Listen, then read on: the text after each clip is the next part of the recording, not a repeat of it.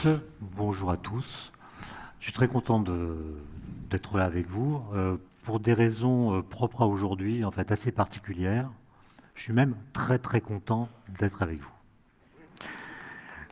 Alors,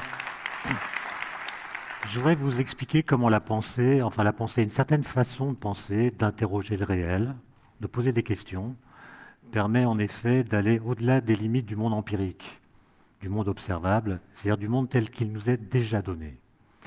Et l'exemple sur lequel je voudrais m'appuyer, c'est Albert Einstein.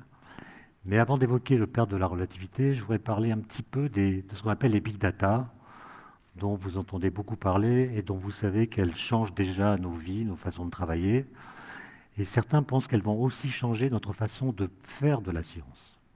Beaucoup pensent que, au lieu de théoriser, nous allons céder aux facilités de l'induction, c'est-à-dire nous allons observer des régularités de comportement, par exemple du trafic automobile, par exemple des consommateurs, du climat, de la météo, des indices économiques, etc.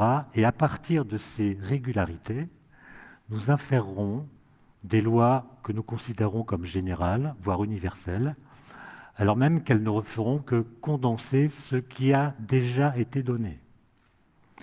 Et donc, au lieu de théoriser, on ne pourrait plus prédire parce que, comme vous l'avez observé au XXe siècle, grâce à des théories physiques, par exemple, on a été capable de prédire l'existence de nouvelles sortes d'éléments de réalité. Par exemple, grâce aux équations de la physique des particules, on a été capable de prédire l'existence du boson de Higgs, cette particule qui a été détectée pour la première fois en 2012. Grâce aux équations d'Einstein de la gravitation, on a été capable de prédire l'existence des ondes gravitationnelles qui ont été détectées cette année, c'est-à-dire un siècle après leur prédiction en 1916 par Einstein. Et donc, les big data sont évidemment une opportunité fantastique, mais elles risquent de nous conduire à ne regarder que des corrélations entre les données qui sont disponibles. Or, une corrélation, ça n'est pas la même chose qu'une relation de cause à effet.